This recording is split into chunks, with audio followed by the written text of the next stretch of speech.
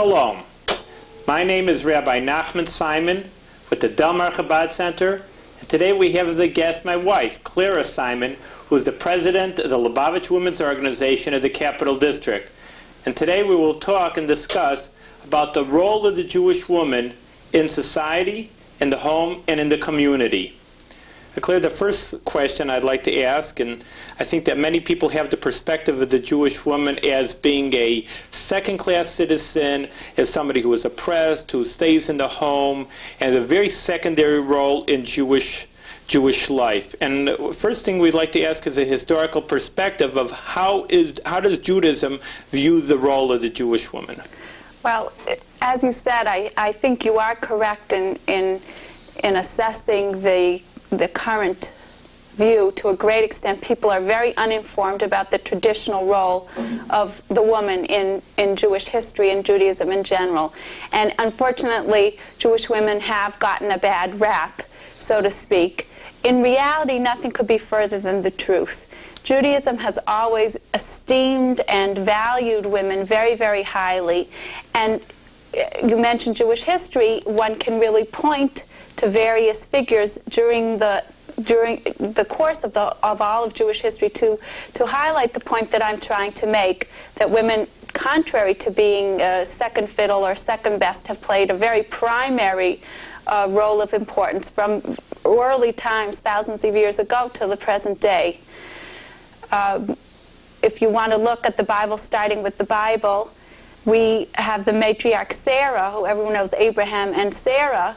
And there's a very beautiful part of the Bible where Abraham is commanded by God to send away his firstborn son, Ishmael.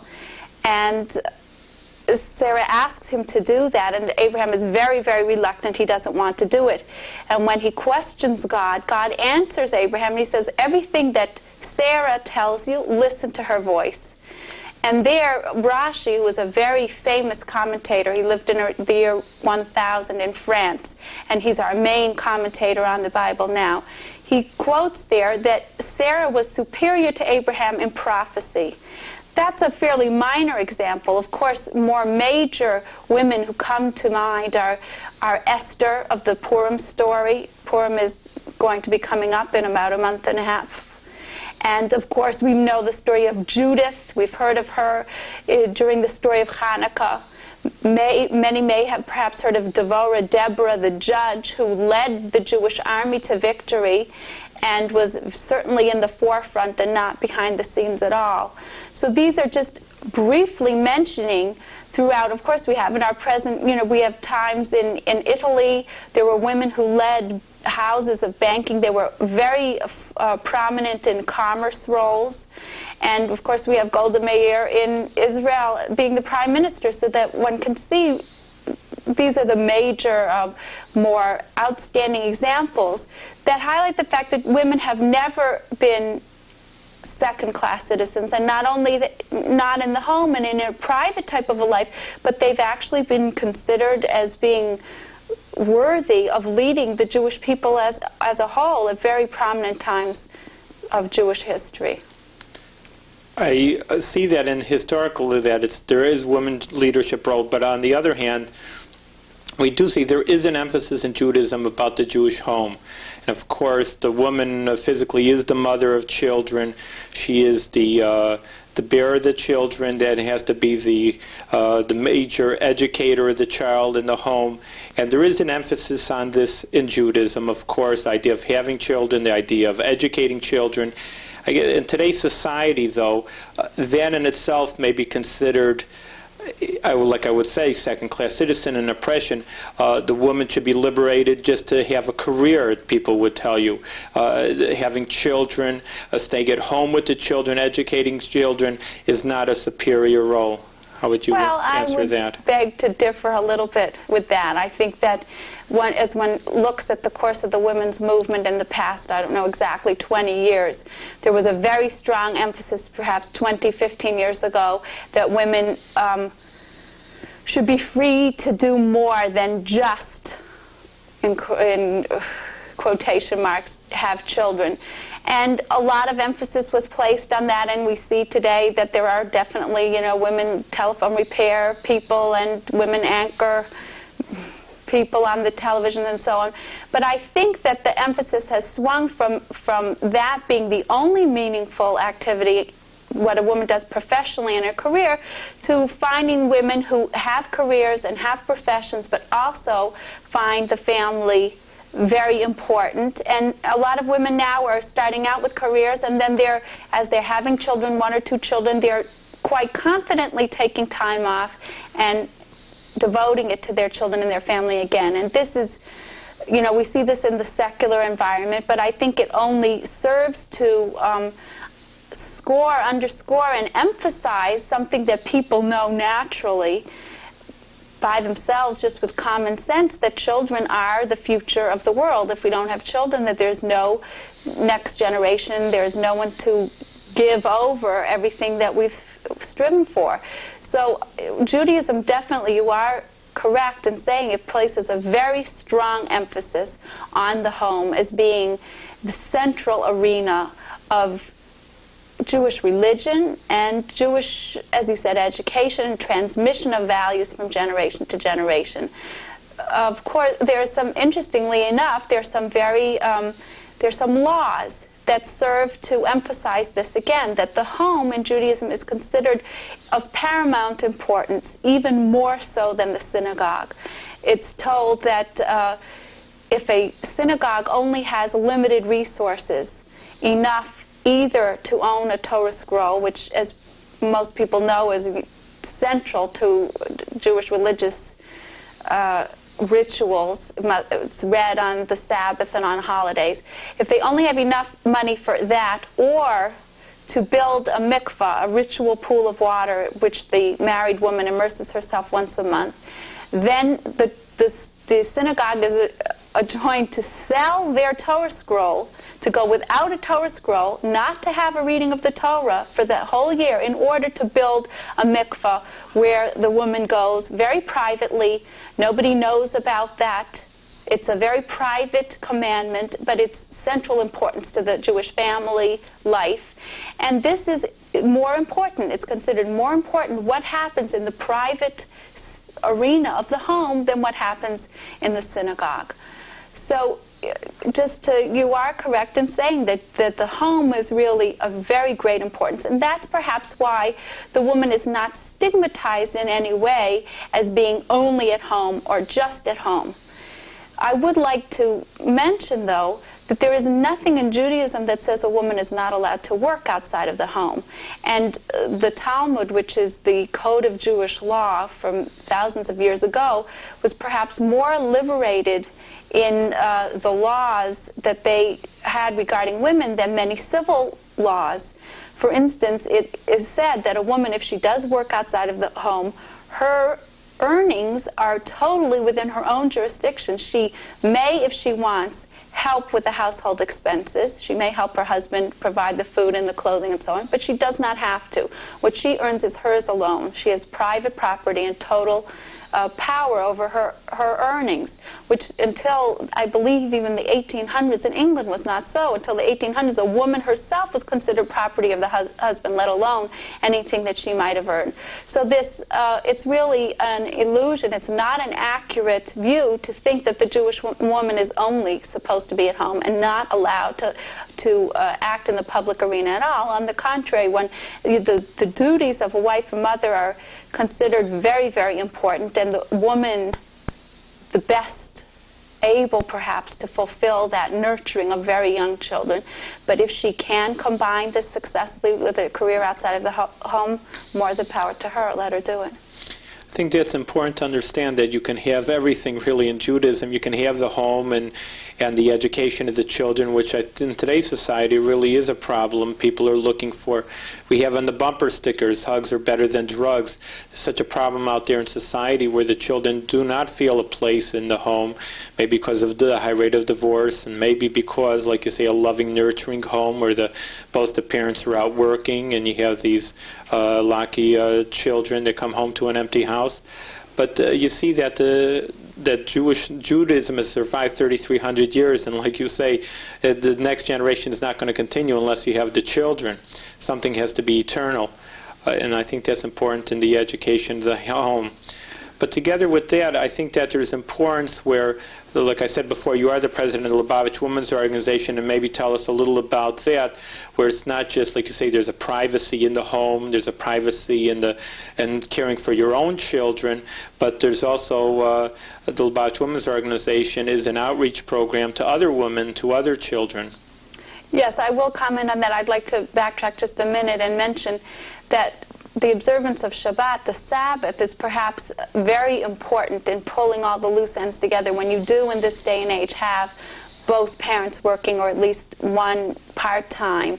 That when you have an Orthodox observance of Shabbat where pretty much everything stops except for family activity, inviting guests, and a beautiful meal on Friday night, and candles lit and so on, it's a day devoted to study of the Torah and, as we said, inviting guests, that itself makes a haven in a very busy and hectic world. It's a time when the children can be heard as to what they've learned in school, and when husband and wife and family have nothing else to do but to be together for that one day. So I think that in itself will protect and enhance a good family relationship, whereas we said there are people, so many activities going on throughout the week. You mentioned, and correctly so, that we as Jewish Orthodox women, Lubavitch women in particular, feel very strongly that although these things are very important, family and so on, it's not enough just to be whole in your own family. But there's now Judaism and Jewry in general is going through a terrible crisis of assimilation, intermarriage, children that no longer know very much about Judaism or care very much. So that we as women, of course men and children also, but because I'm a woman, that's what I see the most, we as women have a responsibility to reach out to other people, to educate primarily. We're not interested in converting, quote unquote, or doing the hard sell, but there are many women that very gratefully take the free Sabbath candlesticks that we offer, or are interested in learning some of the traditional foods, or coming to a lecture on topics of Jewish women's interests, so that we very much try to make programs throughout the year that will interest contemporary Jewish women and lead them into an awareness and appreciation of the Jewish heritage. And we try and do this in whichever way we can. Is it another thing which we were talking about, the role of the Jewish woman in Judaism itself, and again, being the devil's advocate, if you can excuse the expression, trying to bring out some of the arguments that people have that they see that something's wrong with the Jewish woman, is again the synagogue. You mentioned before that the synagogue is less important than the mikveh, even though I'm sure that most people consider the synagogue as the prime Jewish area, and a mikveh is almost unneeded in most communities, and we see a different perspective in that case. But even in the mitzvahs, in the certain commandments, people know that the men are in the synagogue, they're wearing the prayer shawls, the talesim, they're wearing the phylacteries, the tefillin, and again the women are going to say, hey, that means that we're a secondary role. And if you say this is serving God and servants in Judaism, maybe we see that there are some other ideas and mitzvahs that women are more prevalent, or in certain cases they have the choice over the men. It's a good point. It's a very much a visible difference between Jewish men's roles and women's roles. It ties in to a lot of different things. First of all, I would say that although, as we said, the value judgment on the worth of a Jewish man and a Jewish woman is equal, if, as I sometimes say, I think perhaps Jewish women are valued even more than Jewish men, and the Torah was offered to them before the Jewish men, and so on. There are certain historical things to back that up. But there's definitely a feeling that there are that men should operate in one arena and women in another. And a lot of times those areas overlap, and other times they're quite different. A beautiful example that's given is that of the human body, that there are different organs in the human body, a heart and a liver, lungs, and so on. And they are each very crucial to the functioning and health of the whole organism. If the heart cells would all of a sudden say, hey, wait a minute, there's not so much prestige, or maybe vice versa, the lungs cells would say there's not as much prestige in being a lung cell as there is in a heart cell. I want to pump the blood, and then they would change their function to pumping blood. You know, everything would break, mayhem would break loose, and the body would get very ill and not function as a whole.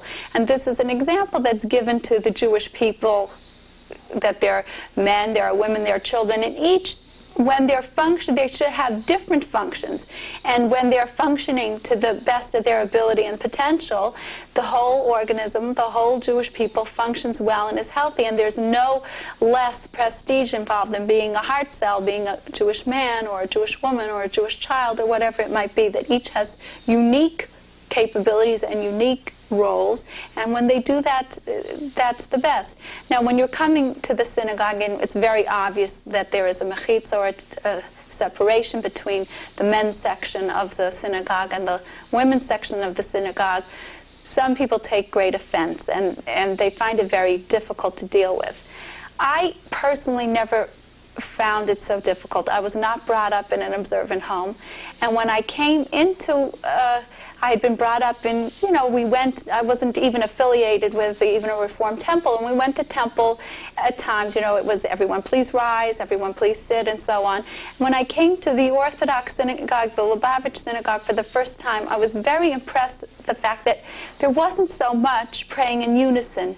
Some people were out of sync with one another, but it highlighted the idea that the main communication taking place in synagogue was supposed to be between the individual and God. It was a one-on-one relationship, and it did not matter so much what everyone around one was doing.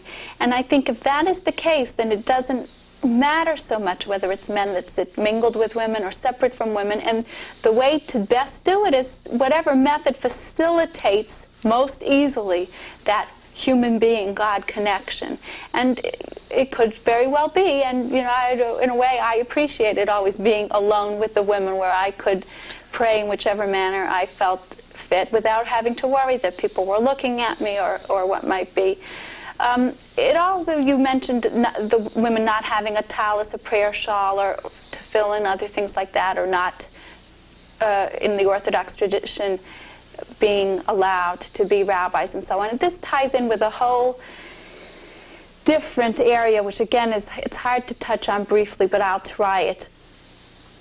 Jewish culture predates and precedes American culture by a long, long time.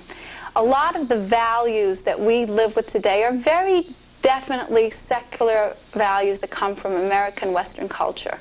American culture, there is a great value and emphasis placed on fame, on notoriety, having your name up in neon lights.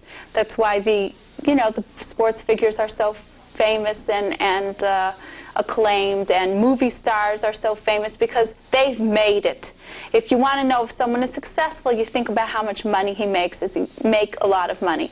Judaism values success in a very, very different manner.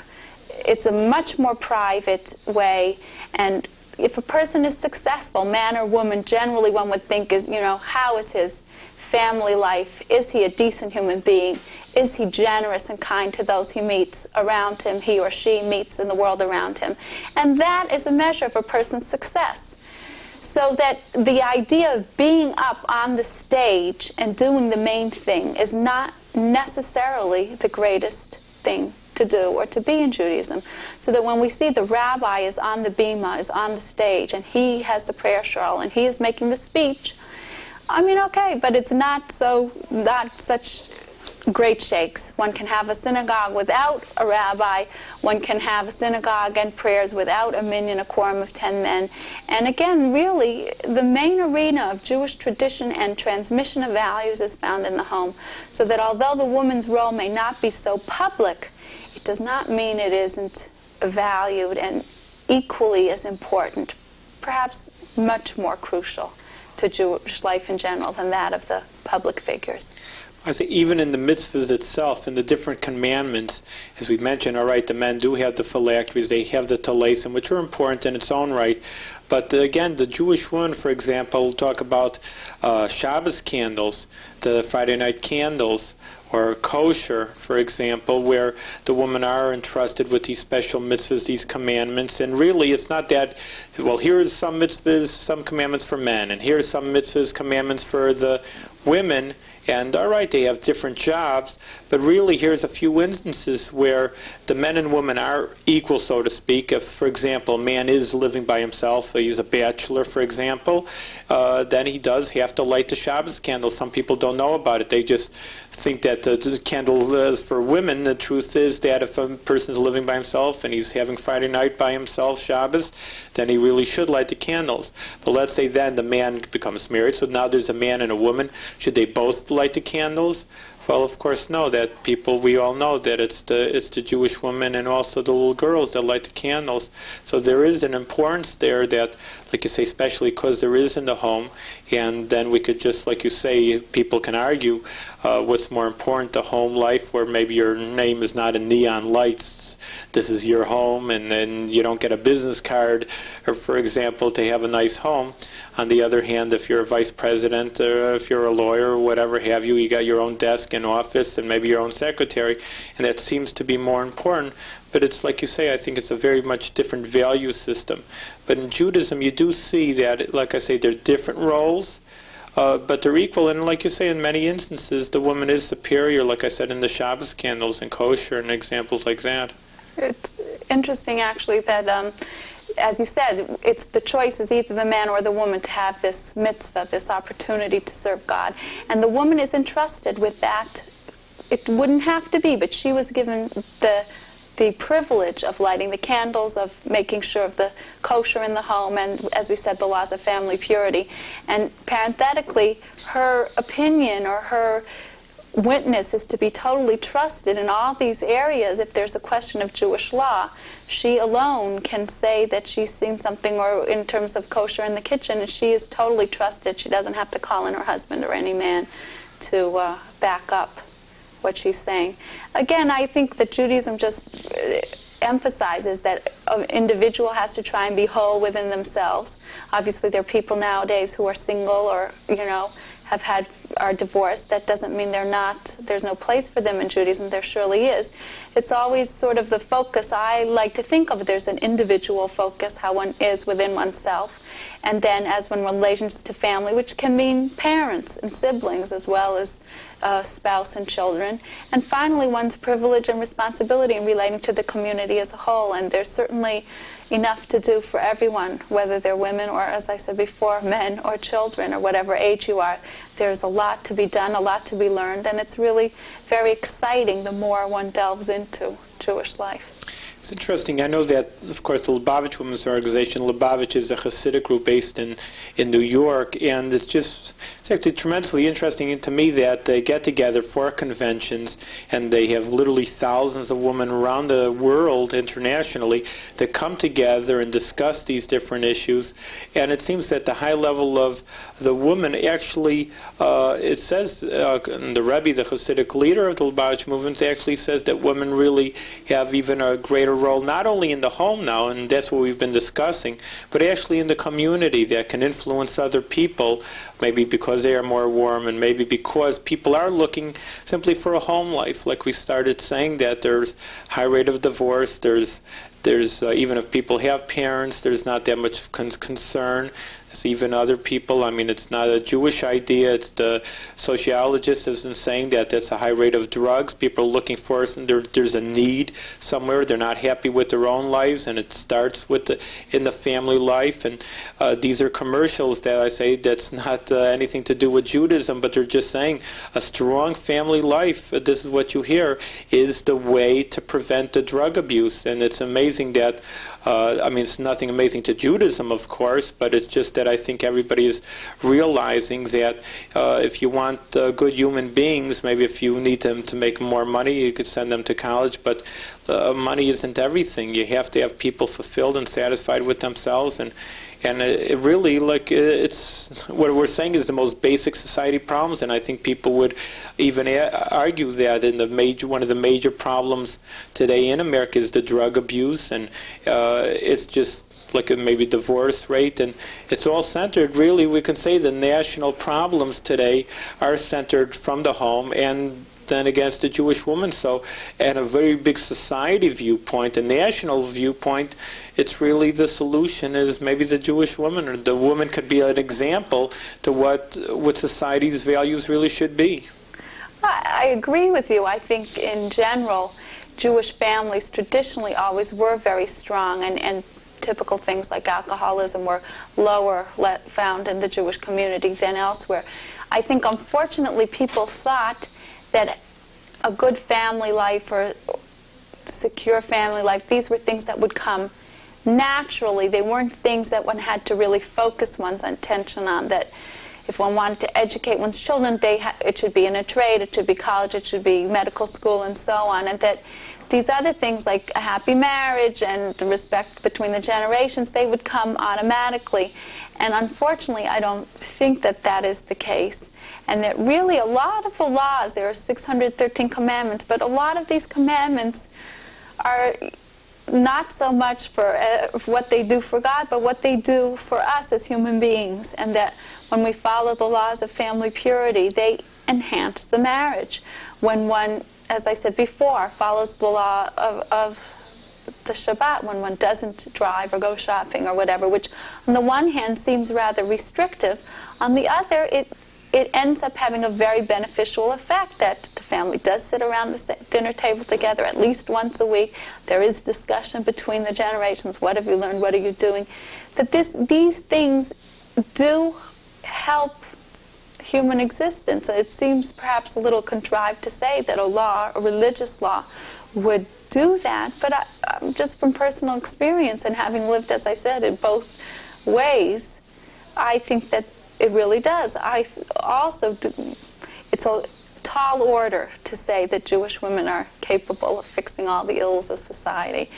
But women are called the Akeret HaBayit, the main foundation of the home, the bearing wall, if you would have it, and that if she manages, she has a special strength to not only make sure that her life goes well, but yes, to have an influence on those around her. And again, I don't think we have to confine ourselves to the immediate family, but we can broaden the walls and look to society.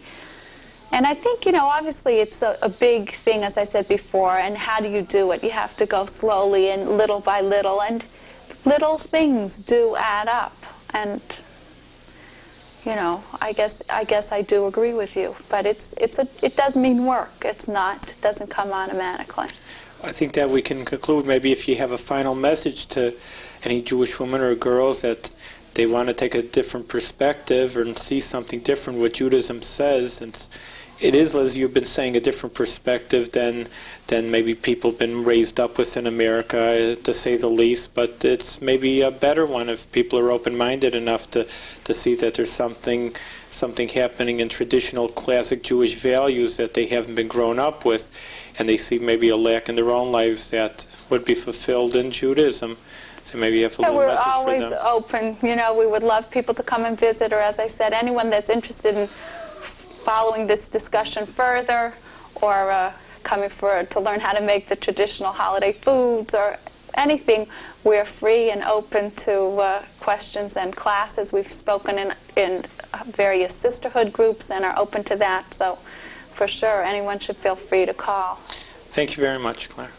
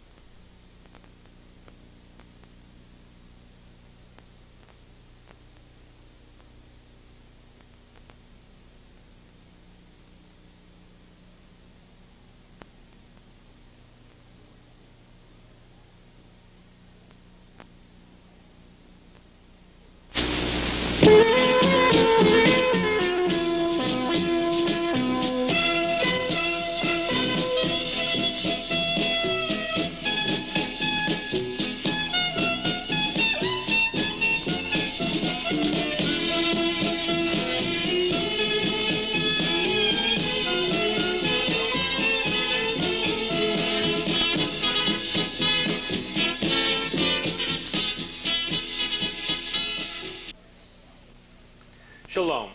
My name is Rabbi Nachman Simon, the Delmar Chabad Center, and today we have a very special guest, our Assemblyman John Faso of the Columbia Green counties, including the Bethlehem area, which includes the Delmar city, and we'd like to invite him and thank him for coming to us and showing us the Jewish view and telling us about exactly maybe an update of what's happening in our assembly in the capital, and also maybe a few issues that's specifically pertaining to the Jewish community. Well, Rabbi, thank you very much. I do appreciate the opportunity to be here with you and your viewers. It's a wonderful opportunity that I have to represent the people of Columbia Green and Bethlehem and Queens in the State Assembly. And I enjoy opportunities like this because this gives me a chance to talk about issues that may be happening in Albany, and we have no shortage of controversy, as you well know. So it's a pleasure to be here. That's very good. Listen, we want to have a few little, there's so much happening, like you say, in the Capitol. There's so many issues. Maybe a few of the major issues that are coming up, maybe pertaining to the local area, not on the maybe the grand scale. Certain things with the budget is always an issue every year. Right. I think that this year, perhaps more than any other, the whole controversy of the state budget has reached public attention. I think I saw a public opinion survey recently which said that about 70% of the people in New York State knew that we had a deficit. But when we asked in the survey how large was that deficit, under 10% of the people knew. And my thought was, well, that's great, because we in the legislature don't really know. Because the way in which we make these budgetary projections it's really an extrapolation or a projection over time, and we're in essence trying to make a good faith guess as to how much revenue is going to come in. This year we have had a shortfall in revenue, but it's very important for us to recognize two things about the state budget. We, for the last 4 or 5 years, have been the great beneficiaries in New York State of tremendously increasing revenues. Our revenues have been growing, our tax revenues have been growing at a rate of approximately 8 to 10% a year. The personal income tax and other fees and charges have really been leaping astronomically. So as a consequence, what that has meant is that the inclination to spend money has also been there. And we have been able, we've been able to increase spending at rates of 8, 9, 10% a year, and at the same time reduce taxes. And this year we have come crashing headlong up against the brick wall of reality, which is revenues are not increasing as fast as they were. So it's necessary for us to restrain spending. And I have yet to, one of the controversies we have is many people are saying we should defer or repeal the 4-year tax cut, which we enacted in 1987. That tax reduction is intended in stages to reduce the top rate of income tax in New York State to 7%. So we will be tracking really the federal system, where at the federal level they're having 2 rates, 15 and 27%. We in New York State are going to have 2 rates in 1991 of 5.5% and 7%. So by 1991, we are going to be down to that 5.5% and 7%. I think it's important that we continue that downward trend in tax rates, and also. If there's a downward trend, where's the revenue going to come from? Well, the revenue will come. The revenue will come because the economic activity has increased, and it keeps increasing over the last few years. And we expect that economic activity, though it will not grow as fast as it has, it will keep increasing. So, like the old story of killing the goose that lays the golden egg, oftentimes we have found that by having high rates of taxation in New York State, in some cases confiscatory rates of taxation, businesses and jobs have gone elsewhere. By bringing our tax rates down, we then become more like in the middle range of tax levels among industrial large states. So I think that's important, because I think if we keep the rates low, or relatively low, that we will not stifle off that economic growth, which we've been trying so hard to maintain. And it's that economic growth that brings in the revenue that we need. See, one of the things, Assemblyman Faso, that you're in the committees on is education.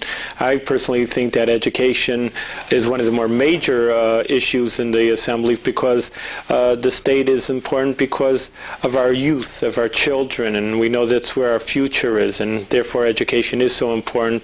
And I think specifically in Bethlehem also, because that they have one of the most superior school systems. The people in Bethlehem feel that way also. Is there anything specific coming up in education? Well, I think that you've really touched on a very important point. If we do not upgrade the quality of education, if we do not enhance the ability of our students to perform in an increasingly technological and modern world, we are going to have dire problems in the years ahead. I am very, very fearful that we may be falling even further behind some of our international competitors in this regard. I think that sometimes there's a tendency for those of us in government to careen from crisis to crisis, and in our efforts to find solutions to problems, we may actually be causing more problems than solutions.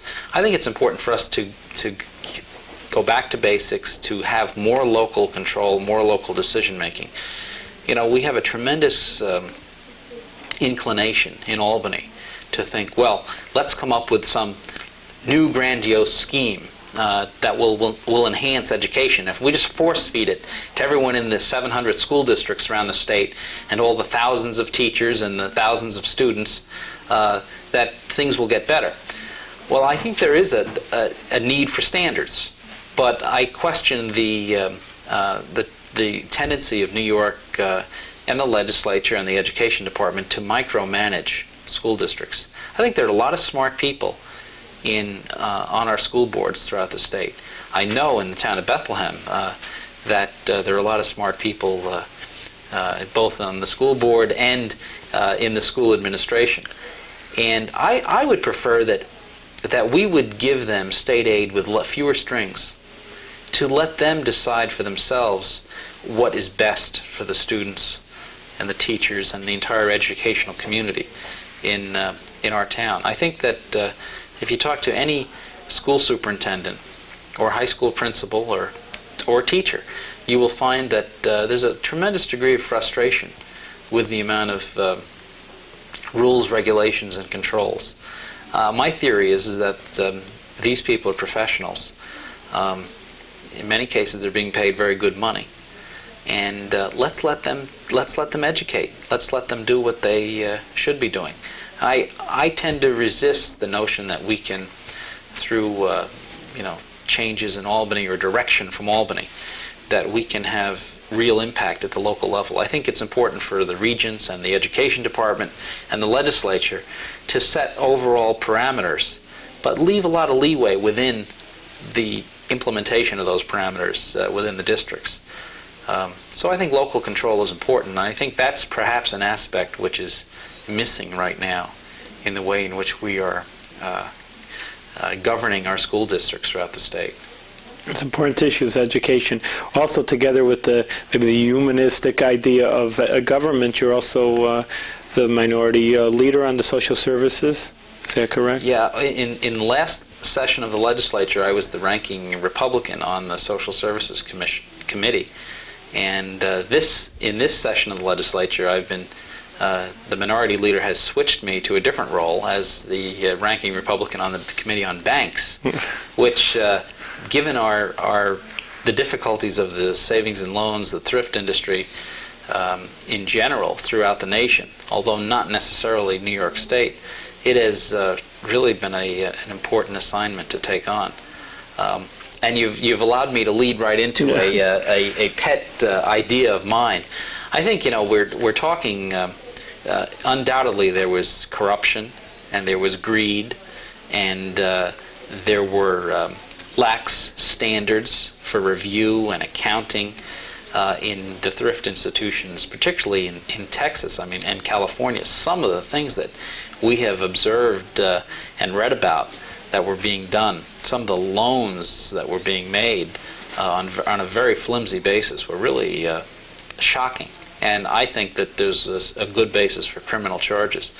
But besides that, there's, I think, a more fundamental issue here. We need to assure the public that their savings are safe. And it's important that we retain confidence in our banks and our thrift institutions. One of the things that's always bothered me is the tremendously low savings rate in the United States. I think we only save about 3% of our national income as compared to in Europe, where typically the nations over in Europe saving 6 and 7% of the national income. I think that we have a fundamental problem because of that low savings rate. We don't have enough. We don't have enough money that is being saved that can then be lent to others, and because the pool of savings is low, the cost of money tends to be somewhat higher. And I think that has an effect on interest rates. One of the things that I've been toying with, and I think is a logical idea, is the whole question of taxation on interest earned. You know, if someone starts a savings account and they want to save for their children's education, or they want to save for a vacation, or they want to save for whatever reason, in addition to the home, if they start a savings account and they put their money in that account and they put it into CDs or whatever, they're putting after-tax dollars in that savings account. And yet when they earn interest on those dollars, they're taxed again. It seems to me fundamentally wrong and unfair that we're taxing that money twice. You know, if you go out and you consume something, if you go out and you take your money and instead of saving it, you consume, you buy a car, you go out and spend it, you borrow money and buy something. Up until a few years ago, we allowed you to deduct from your taxes all of that interest that you paid for the borrowing. And yet we were taxing your savings. So in effect, we were subsidizing your consumption and we're penalizing your thrift. Now the federal tax reform, and the state has followed this, in 1988, for 1988 taxes, people can only deduct 40% of their revolving charge interest. I think that's good. I think next year I think it goes down to 20%, and I think it's then eliminated. I'm not certain about that, but it is going to be eliminated. But at the same time, we're not remedying the problem with thrift. We are still taxing people's savings. And I think it's wrong. I think if we set up an incentive for savings, if we said that an individual could earn up to, say, $1,000 or even $5,000 of interest tax-free, I think that would encourage people to save. And I think that it would help restore confidence in the thrift institutions and the banks, because it would make people more likely to put their money in those institutions. So I think that would be we're talking about, with this bailout of the savings and loans, spending $50 to $60 billion of the taxpayers' money. And some will say, well, if you give people a tax-free savings interest, that will cost the Treasury money. Well, surely it will mean some diminution of revenue, because you're not going to be taxing all of the interest earned. But at the same time, we're throwing $60 billion out after to plug the dike on bad loans and investments to try to save thrifts.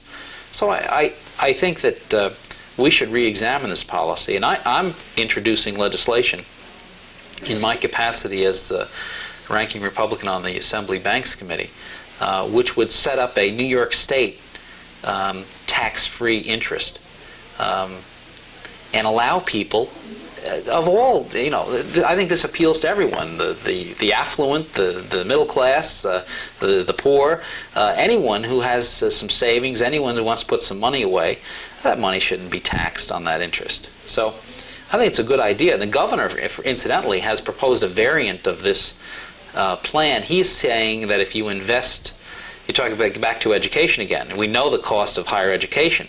I know you have young children. I have a 4.5-year-old and one on the way, and we were just looking this morning about what will it cost to send my 4.5-year-old to college at a private institution or a public institution, in 15 years, and the cost is staggering. We figure we'd need a minimum by that time of $80,000 to $100,000. I mean, and if you don't start saving that now, it's going to be very difficult to put it together then.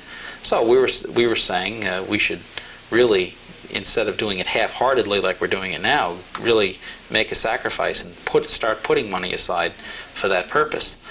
And the governor has proposed that if people buy certain education bonds, they would be tax-free, and that those bonds would be, if you use them for an education savings account, you would be able to not have to pay taxes on the interest you would earn on that bond.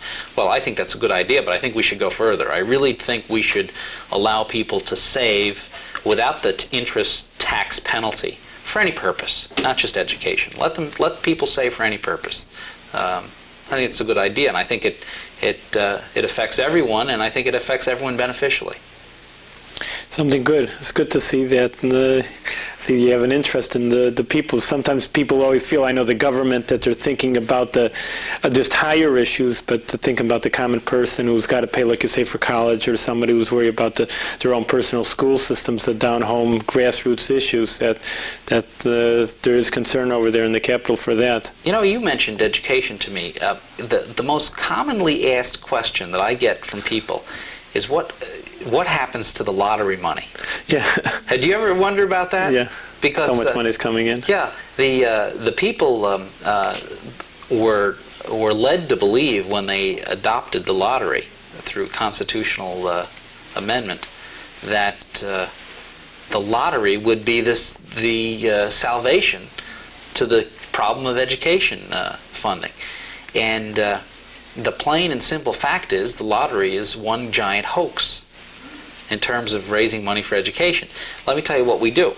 The lottery raises approximately $300 million a year for education. It's put into some education trust fund account, which is then spent each year on education. However, we, the legislature, spend through the education formula an equal amount less.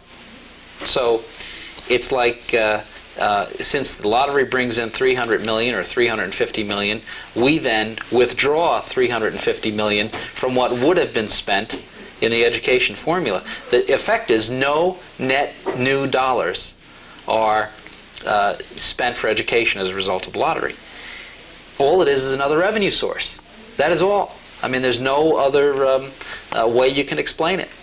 And even if it were extra dollars, the state and local government, and the local school district property taxpayers are now spending about $17 billion a year for education. For the school systems. For the school systems. From the state, you have about $8 billion, and from the local property taxpayers, you have about $9 billion. And even if the lottery money were truly being dedicated to education, it would only be $300 million out of $17 billion.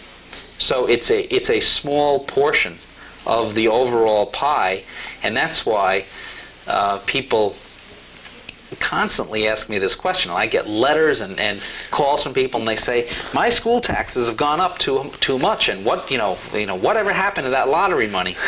And I'm very sorry to tell them, and sad to say, that the lottery really hasn't benefited education whatsoever in this state. It's like, you have $10 in your pocket, you put in 10 more, you've got 20, but out of the other pocket you take another 10, you still only have $10. So, I mean, that's the result of the lottery. It's interesting. Well, we have to know about the tricks. Maybe that they should have some kind of other mechanism to bring it into education, or you don't think that's going to be? Well, we've toyed with that idea, but it's still, in the end,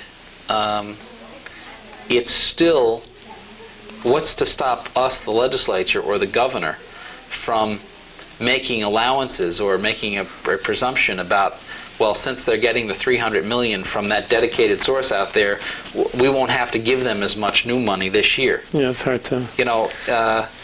It's like you're giving your child an allowance, and the child gets $2 a week, say, and then his uncle comes along and gives him $1. You say, well, gee, I don't want that kid to get $3 a week. I'll reduce his allowance by $1. So he only has $2. Well, the presumption that the legislature will invariably make, especially when revenues are tight, is that, well, they're getting money from this other source, so then we can limit somewhat our contribution from this source. Yes.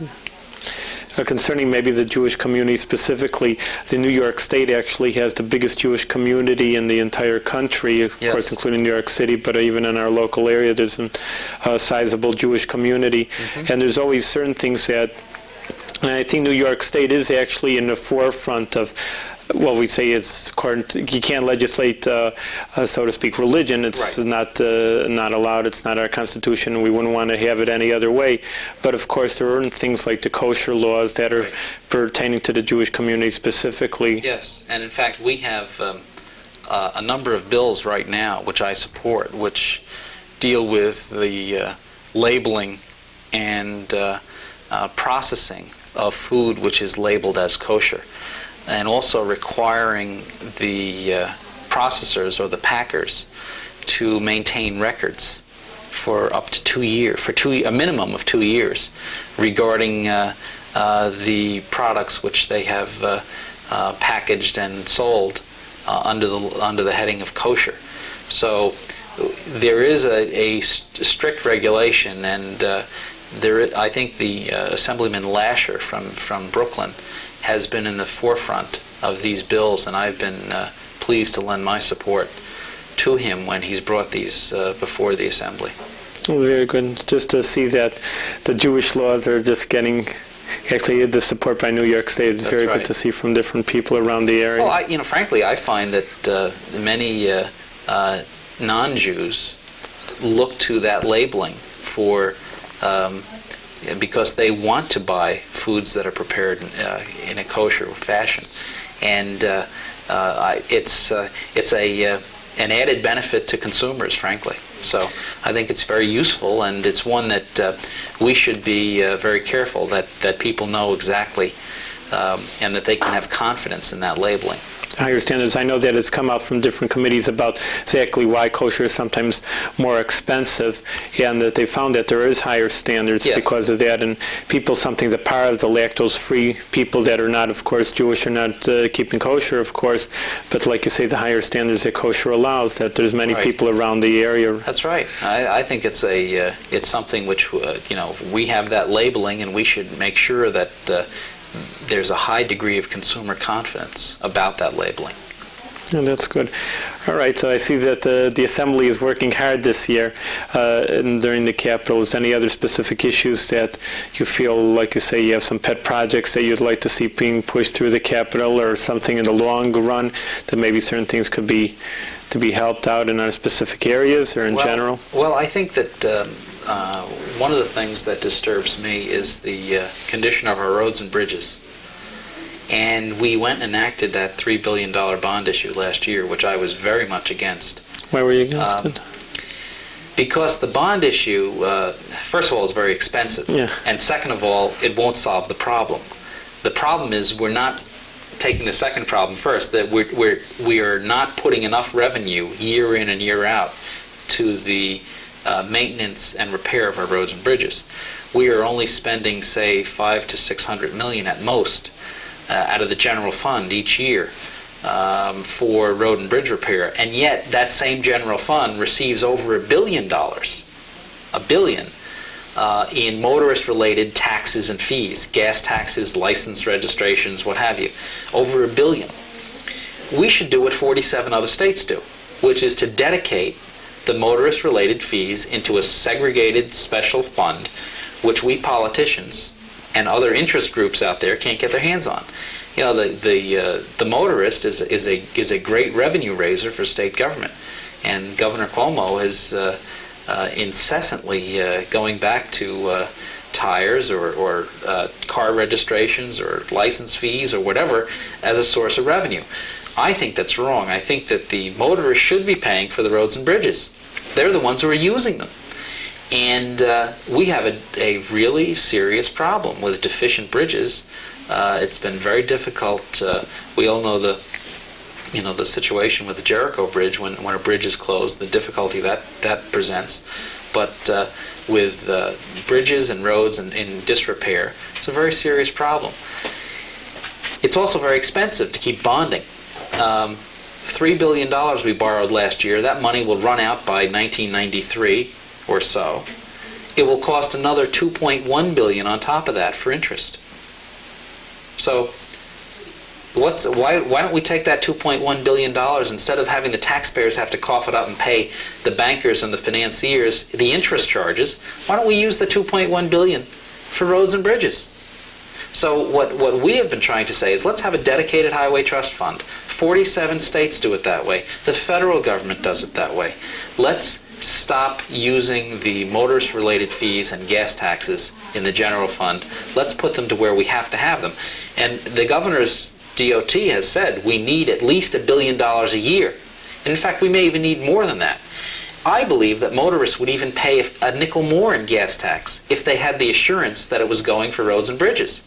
But if it's just going to go to the general fund and support all the other programs of state government, I think people would be opposed to that. So the people in the town of Bethlehem, it was about 6,000 to 4,000 voted against the Bond Act, and the people in my district, I'm glad to say, voted overwhelmingly in a similar fashion to the people in Bethlehem, voted against the Bond Act. But it narrowly passed in the state because people were led to believe that this would be the solution. They were shown commercials with the thruway bridge in the Schoharie Creek, and yet the thruway isn't even financed through those revenues. So it was a little bit deceptive, and I hope that we can change that and enact a dedicated highway fund. That's one of my another one of my pet projects. Well, it sounds good. Sounds good. Your action just sounds good, and you know. This is your second term now as the Assemblyman. It looks like a long-running situation. Well, as long as the people have me there, I'll stay. Well, of course, it's a democratic country, but on the other hand, that if you're doing a good job, I'm sure the people in response, and I see that you are, I see concern with the people's interests, and that's the most important things as a government, that reflect what's good for the people in all spectrums, whether it's the highways or it's the government, where it's like the human services, education, and social services, for that example. But these are important issues for today, and it's, you know, people always, I think, the standing joke of politicians in government, and it's one of the, probably the easiest jokes to joke about. But on the other hand, it's a hard job, and it's and I don't see it that way as any joke. And people, as I see in the Capitol myself, are dedicated in their own way to try to see something happening. It's a very big monster, I would say, the running a state, you know, pulling here and tugging from one angle and pulling from another angle and trying to like pull a horse from different angles into where you want to go. But things are done, and I'd say personally we're fortunate to live in one, I think, the greatest state in this country, because it does provide so much for so many people, opportunity, and even the social services. So I think it's important, and I think a lot of it does relate back to the government. Well, and New York State has been in the forefront of a number of areas. I think, you know, but we need to do more. We need to do more for our mentally ill. We have a tremendous epidemic of AIDS. We have the drug problem. I mean, 1 out of every 80 babies born in the city of New York carries the HIV-positive virus. It's an astonishing, shocking thing. We've got to get this situation under control.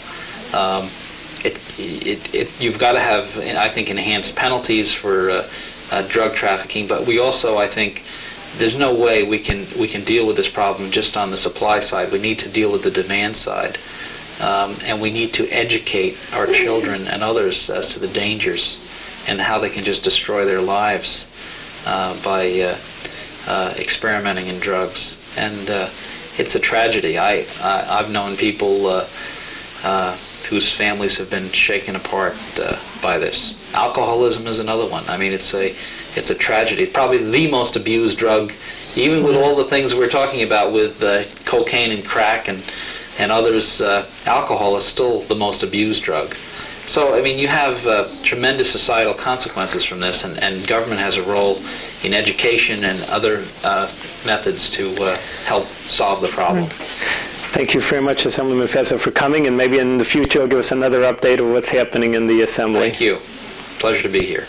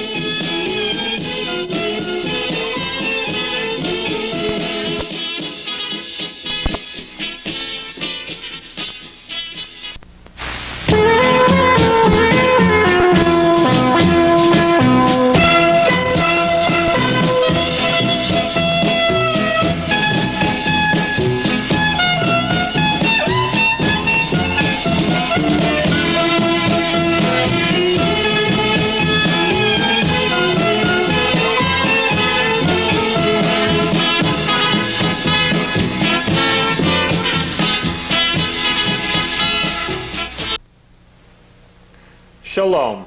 My name is Rabbi Nachman Simon with the Delmar Chabad Center, and today we have a local celebrity, we might say, someone who was a figurehead of the Jewish community in the Capital District, who was there way before I was in the Capital District only a few years ago, and that is Rabbi Alfred Fruchter of the Beth Tefillah Synagogue in Troy.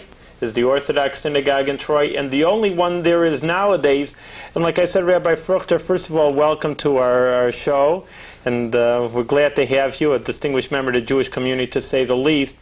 Like I was saying, that I'm only here really about 3 years in the Capital District, and as someone as myself, or new people come in and they look at Troy, and it's really not a thriving community in that sense, and not in the Jewish community sense.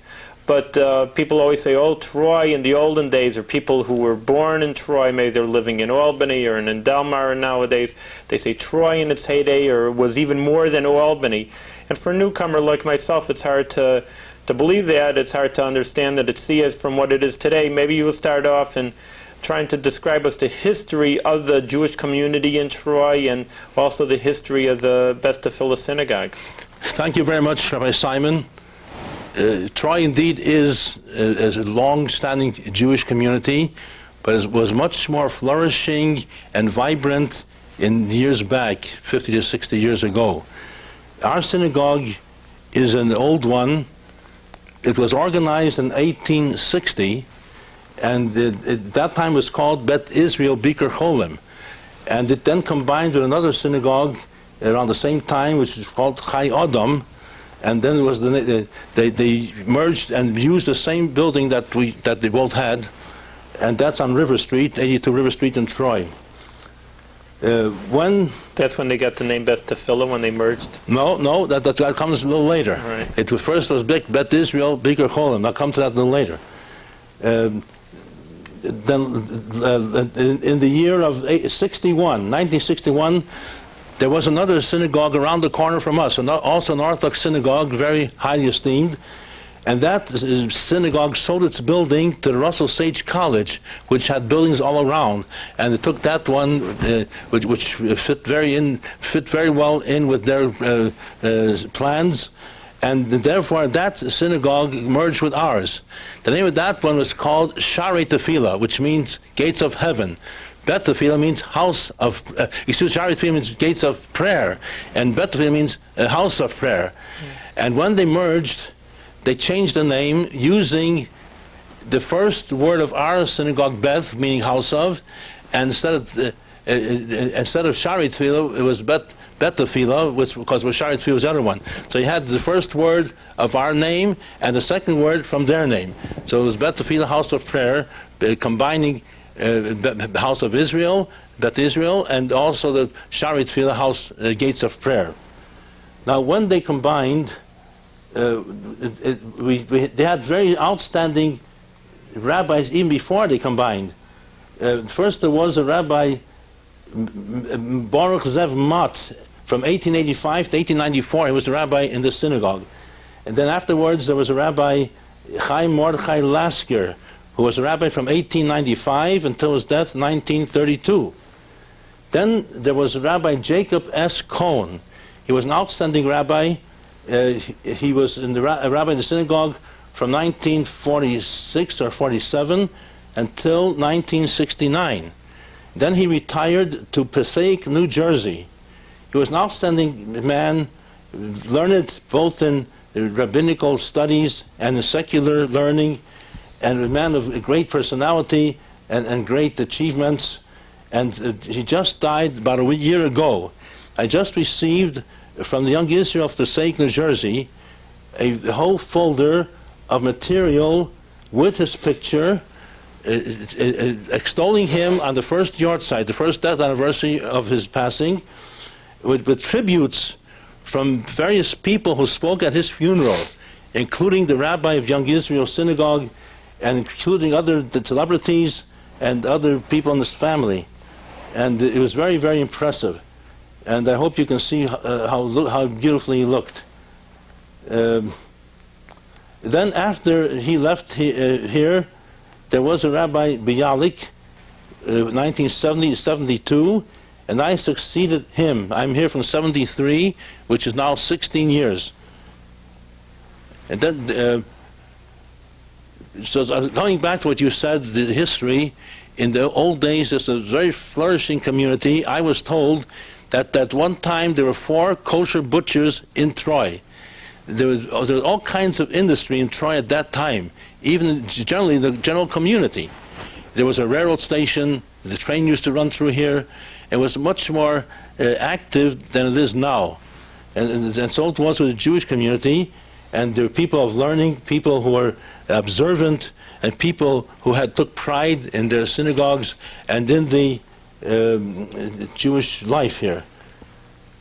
As I mentioned, they combined. It was 1969 when the Shari Tefillah sold the building and merged with us in 69. Then there was another small synagogue, this time in Cohoes, which was a suburb, and they combined with us. I have to correct myself. The Shari Tefillah combined with us in 1961, and the Cohoes synagogue, which was small, combined with us, I believe, in 69. So it was a combination of 3 synagogues, and to this day, every time we say memorial prayers for the deceased, the Yizkor, on Yom Kippur, on the Shmini Atzeret, on the last day of Passover, and on the second day of Shavuot, we make 4 different separate prayers of memorial. One for the deceased people of Bet Tefillah, which is our synagogue now, and then for Shari Tefillah, which was the previous synagogue that merged with us, then the Bet Jacob, which was another previous one, and Shari Tefillah, Bet Yaakov. Cohoes. Yeah, that's Cohoes. Bet Israel Bikar Cholim was the original name. So we have these memorial prayers besides the prayers for the people, the Holocaust, for the martyrs of Israel, and so forth. So we have this tradition, but you see what has happened over the many years. This community deteriorated in number of people, even since the time I'm here. Many of the outstanding people of my congregation have since deceased, and people have moved away, and so It's probably paralleled the general population decrease of Troy. Again, I'm only here for a few years, but it seems that Troy was more industrial, and it just seems that when the economy of Troy went downhill, then it seems that the Jewish people also began to flee. That's true. Troy as a whole, in previous years, there were boat rides from here to New York City. Before my time, long ago, there was a railroad station, and there are all kinds of industries here which are no longer with us today. And so it was with the Jewish community that little by little got less, especially in the last few years, we feel the dearth of our people. Yet now, something new has happened which has given us new life. You know what I'm talking about? In October 16th, this past October, we had an influx of young people because of a yeshiva which started here. It was part of the Chabad Lubavitch movement, which has headquarters in Brooklyn, New York, with Rabbi Schneer's son. And so they expanded, and we acquiesced to give our synagogue to house the yeshiva. At first, there were 23 students, ages 17 to 20, with was I think 4 or 5 teachers. And now, since then, we have 40 students with 8 teachers, besides Rabbi Simon and Rabbi Rubin, the local Chabad representatives, who come to teach on a regular basis, almost every day, to the same students. So it's a very enriching experience. But for us, it's like the resurrection of youth. Most of our people were now recently middle-aged and old, and now we have an influx of young people. It's like a transformation and I remind myself what Sarah said when the angel told her husband that she would bear a son in her old age. She laughed to herself. How is this possible? She said, why, after I waxed old, will I have delight? Meaning, how can I give birth after so many years? She was 90, and Abraham was 100 when Isaac was born. And say, this is a fulfillment here in our time, not as a question mark, but as a matter of fact. We had old people mostly, and we had trouble even with many times. And here's an influx of young youth, young people, and rabbis and teachers who give us an additional strength. Every day we have a strong minion because of their presence here. So I think it's a great development and a great thing to be thankful for, which we be thankful. I think it is a tremendous idea that there's so many youth and people. And I think it's to the merit of Beth Tefillah also, because some people want to have their synagogues and the older people as a museum, like don't touch it. Of course, listen, 40 people come in, or you're going to have kids in there. There's a little noise, and people, I know in many synagogues that little kids never feel wanted. I don't want to mention names, and this anyway isn't in the city, but there was one synagogue in these Rosh Hashanah tickets that they had, and they said no kids allowed, no children allowed right on the ticket. And I thought itself is absurd, but this is it, that they don't want it, they want quiet, they don't want. The trouble is, these kids are not felt that they're not wanted in the synagogue, that you wait 10, 15 years, like you say, in the next generation, and they're not going to come back. They say, you didn't want me, and they didn't feel for anything. And I think that's why I said that Beth Tefillah and its membership and its board, that they felt that they wanted the youth, and it wasn't just the beautiful building, and one time we'll have to bring our cameras just to show how beautiful a synagogue it is. Probably the most beautiful synagogue in the Capital District, and really in one of the few and old-time synagogues that you have in the entire country, probably. That they felt that it was more important to have a living edifice, the human beings, the Jewish people there, than just having just beautiful bricks or windows or whatever have you, a nice paint job. That the important part of buildings are that the people in there, there's so many buildings, people always tell me it's almost a shame that these synagogues raise, of course, these multi-million-dollar structures and tremendous mortgages, and the truth is they use it about 3 times a year. They're on the high holidays. I mean, no person makes, you don't build a civic center to use it for 2 days for a circus. They try to use it as much as they can. And it's the same thing for any building. And a synagogue that's constantly, day in, like you say, day in and day out, that's being used and is willing to accept people and understand this is where what it's all about, in simple words, that it's not just having a nice, beautiful building for once in a while a bar mitzvah, but it's every day that there's some youth and people being used, and let the people use it out. And maybe it's a little more noisy, and maybe it's a little more, it gets a little more dirty, and maybe it's more ruckus in it, and things are being used, and I'm sure things here and there get a little bit more broken or whatever. It's in any time that things are used, but that is more important. So I think that's also a merit for the congregation of Beth Tefillah. It says merited things go to merited places. I mean, it's not just that happened to fall into that. I think that the people were looking for something that they that they had such a beautiful Jewish community. That's what they say. Like you say, 4 kosher butcher shops. It's amazing you can talk about the entire Jewish community that way. Now there are, of course, only 2 for the entire, not only Capital District, I'm saying, you're including Saratoga, Glens Falls, Poughkeepsie, into Massachusetts, for this whole general area.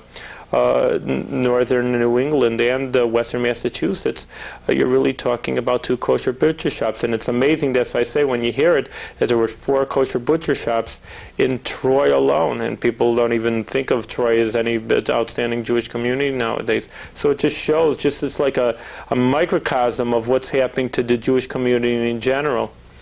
In recent years there was 1 kosher butcher in Troy, and then eventually he had to close up. So now there are 2 kosher butchers only in Albany, and anyone in surrounding communities has to go to Albany to get meat. There's 1 butcher does deliver. But then what you said before is true. Young people do make more noise. They're not so tidy as the neat older people, but it's a sign of life. I welcome the fact that the young people are here. For example, I hear them studying the Talmud with the traditional chant, as when you study Gemara, and it brought back memories of my own days when I studied in yeshiva in Chicago, the Hebrew Theological College, B'Svanish Torah, and it brought back many beautiful memories, and I admired and felt good to hear these boys studying that way so intensively and so much interested in their work. So true, they're not so circumspect with exactly tidiness, but the life is so beautiful. It's so nice, it's so heartening to see and hear these boys studying. I'm reminded of the comment of our sages when you know the story of Isaac and Jacob and Esau. Yitzchak wanted to give his blessing before he died to his favorite son Esau, and Rebecca wanted her favorite son Yaakov to get it, and she had Esau dress up in goat's hair to let the father who couldn't see would feel the hands, and when he did, he said, the hands are the hands of Esau, but the voice is the voice of Jacob. So the rabbi's comment, as long as the voice of Jacob, meaning the voice of Torah, the voice of prayer, is heard in the synagogues and houses of study, then the hands of a wicked Esau will not prevail against the Jewish people. So I think of this when I see these boys studying and hear the voice of Jacob as they rise in prayer and in study. Very good. That's really the vitality of the best to fill a synagogue. Let me ask you something, Rabbi Fruchter, that it's important to understand that the people in Troy, is there that maybe their children come around? Is there a kind of, maybe, I don't know, say alumni synagogue feeling? Maybe that people come around and there's certain people, they make memorials that come for Yizkor, Yom Kippur, to memorize, to memorialize the Troy community? Unfortunately, we do not have really young people, except a few children that come on Saturday mornings and holidays. But most people that come for Yizkor, memorial services for the parents, are more in middle-aged range. Some a little younger, but for the most part, young people haven't been staying in Troy. Either they get married and go out of town, or they go into some other profession out of town, or they go to universities out of town, and very few are left in the city itself of Troy. Unless people, there are some people whose parents have businesses in Troy, and they remain here. But this influx, this was a news charge of life, young people in the synagogue.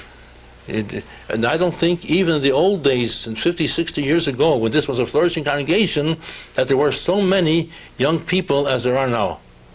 It's almost to say, come, be invited. We're inviting you, come to see for yourselves. It's hard to picture without seeing for oneself. Well, you say about coming seeing yourself, and there was a big write-up, of course, the Yeshiva in the Times Union, Yes. and it's amazing, really, of course, we're constantly working, people listen, learn Torah, see how beautiful the Torah, see how beautiful Judaism, experience a Shabbos, come for a Yontif, a Passover, a Purim, or whatever. There's always another mitzvah, has something to be done in Judaism around the calendar, but it really is amazing that the Yeshiva brings in more people, just like you say, the uniqueness of it, that the people have visited. Some people I know that we've been trying to get in, or that they've been trying to, and they promise me, yeah, I'll come once in a while, and they show up just by themselves. They say, I was just so excited to see and or hear about in the paper that there's a yeshiva happening there. So it really does attract other people, and that people want to drop by. They want to know something's there. Like I said, most synagogues, what's happening? You can come in the middle of the day. There's really nothing happening. There, people are just coming. Every week I see another few people that are just interested in saying, hey, what's something happening here, something unique, like you say, that really, as much as Troy anytime was, never happened before. It's something that has been better. Really, it's better now than maybe in certain aspects than it ever has been before. A few days after Yeshiva came here in October, it was actually October 16th, but a few days later, a man came into the synagogue. He had lived in Saratoga Springs. He had moved to New York City, to Brooklyn. And he does come in a few days every so often for business. He came in that particular day, and he saw what happened. He saw the boys.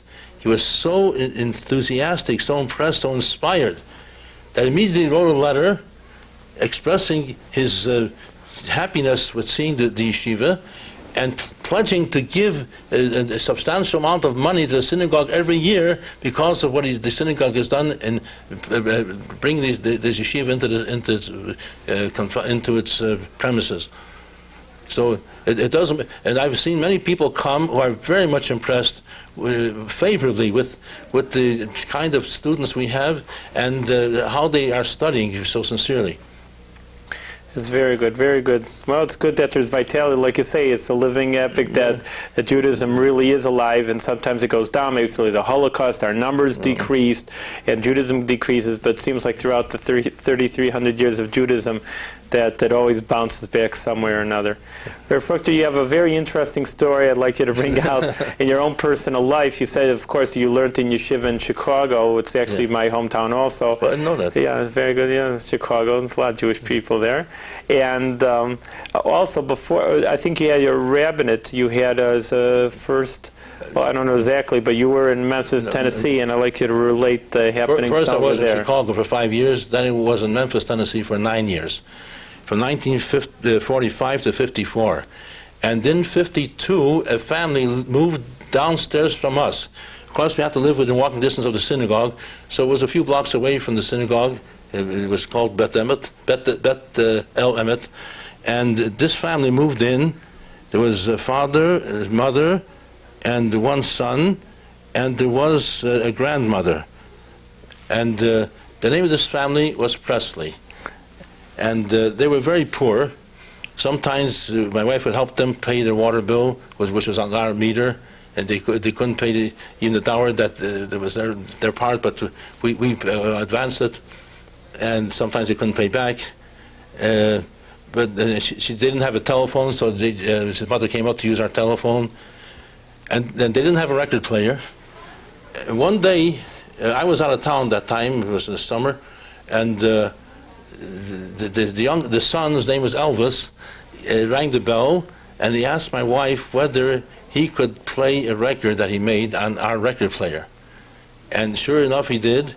And I didn't hear that, I wasn't home, but my wife said all day long, his mother played the record, and the outstanding words of that record were, "That's all right, Mama." And all day my wife kept hearing it. So that's our acquaintance with him as neighbors.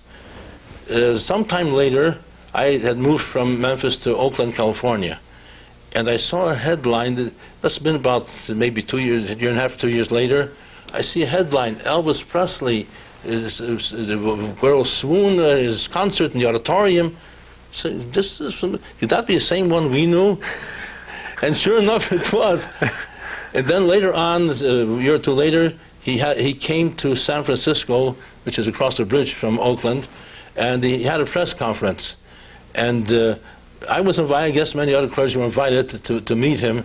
When I came there, I listened to him, people asked him questions, and then I went up to him afterwards. I said, "You should remember me." He said, "Sure."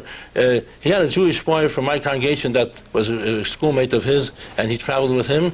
He said, "I was just talking to what wonderful neighbors you were to us." So that's the relationship.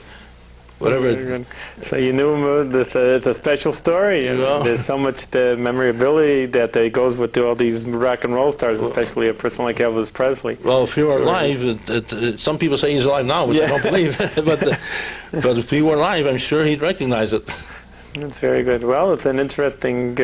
It's important that the stories in the Talmud also that you're friendly with people before that to become famous, and then they appreciate. You can't just be friendly with once the person's the president of the United States, then all of a sudden everybody's your friend. Why not? Everybody wants to be friends with the president, get on his good side. It's interesting to get friends with famous personalities even before they are. It's important to be friends with anybody. But I think it's an interesting idea that his first record that he had to play on a rabbi's. I'm not sure it was his first record, but it was one of the first anyway. Probably before he was well known in any case. Oh, yes. I mean, that's... Before once he's well known already, he can buy his own record player. And by the way, I've got where he made the record was at the store of or something had to do with the store of Lansky Brothers. This father was a member of my congregation, and they had a store on Beale Street, actually Beale Avenue, but it's called Beale Street, where all the big businesses, especially the black people, were there, and. They helped him a great deal. I don't remember the particulars, but I saw it written up. The Lanskys, you're saying, yeah. To help them, not. I think with materials or whatever it was, or getting equipment or making contacts with him, or him. Just getting whirling over here in the business. Well, you remember him as a good person? What kind of character Elvis when he was? He was a nice boy. When we knew him, he was a very nice boy. And how he deteriorated later, I think it was because of drugs. But as far as we know, he was a very fine, polite young man. I know when he was graduating from high school, my wife bought him a little gift of tie clip and cufflinks, and he kissed her. He said he never had that before. They were really poor at the beginning, and then God helped him. He rose to high fame and the high money. I see a lot of those kind of people that even though that high fame, that their end is, we can in Yiddish, a finster self, dark end, so to speak. It's a shame that they I don't know what it is. Our television show isn't is at the highest heights like those people in Hollywood, but those tremendous fame it seems like it corrupts people. I don't know what happens over there. It seems like good people, and they go in there and they can sing or they can dance, and I don't know what it is. It'd be an interesting idea. Here you see a person that was such a good-hearted and sweet person that had such troubles that you wouldn't wish on anybody. Well, probably wealth and power often corrupt a person.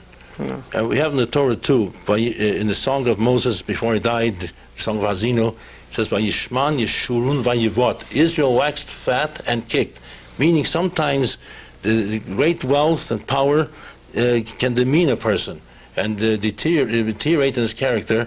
And I hope it didn't happen to Elvis, but maybe it was a result of drugs and stupor of power and wealth. Well, it's interesting how Reverend Troy met up with the most famous rock and roll star. It's always a cute story. I think that's always an interesting thing to relate. He wasn't that famous when we knew him. Yeah, well, that even makes it a better story. I mean, later on. Here he is. He had his starts with his neighbor, with the Rabbi over here in Memphis, Tennessee. That makes it even a better idea. Thank you, Rabbi Fruchter, for coming in and talking over a little bit about Troy. Like I say, for people who move in like myself, it's a new experience. You always hear maybe people talk about, oh, Troy once upon a time, or like maybe older people, oh, I was bar mitzvahed, or I was married in Troy, and they're not there anymore. And people talk about this site, Troy, and you look around, and people don't know what is Troy. It's a little bit of an insight that it really was something very special in its own time, and it's getting back to its old form nowadays. And I meant to say that, as you mentioned before, our synagogue is very beautiful, has unique construction.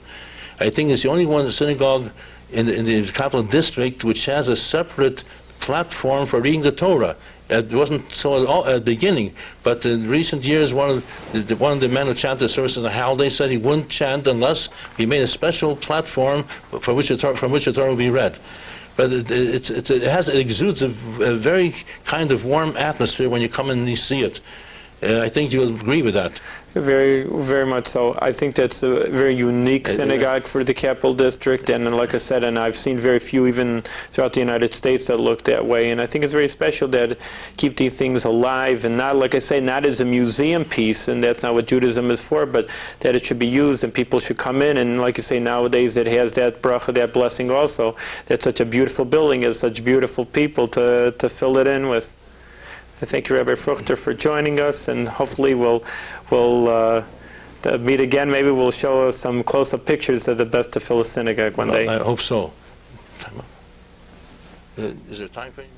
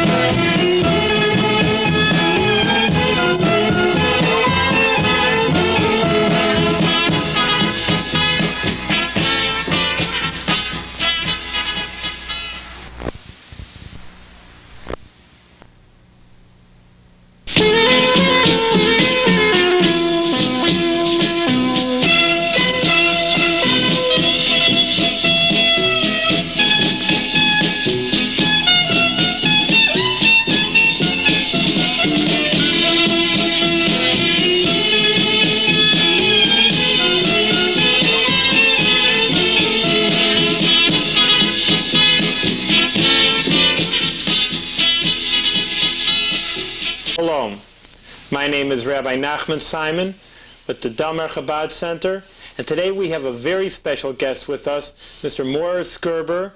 He is a man of many hats. One of the things that most people know him about is the pictorial history of Albany's Jewish community. He is the author, and it's in the 5 volumes so far. It's being constantly redone and revamped, and just going through all the pictures, one can see that it took a lot of effort on Mr. Gerber's part to write and to keep this book up to date. Together with that, Mr. Gerber also is the president of Temple Israel's Men's Club. And a new job, he's now the director of the Genealogical Society of the Capital District. Jewish genealogy. Jewish genealogy, all right. Well, with that comes without mentioning over here. There's 2 groups here. One is Jewish and the other is non-Jewish. All right. Well, we assume everything's Jewish by you, Mr. Gerber, so there's nothing repetitious about that.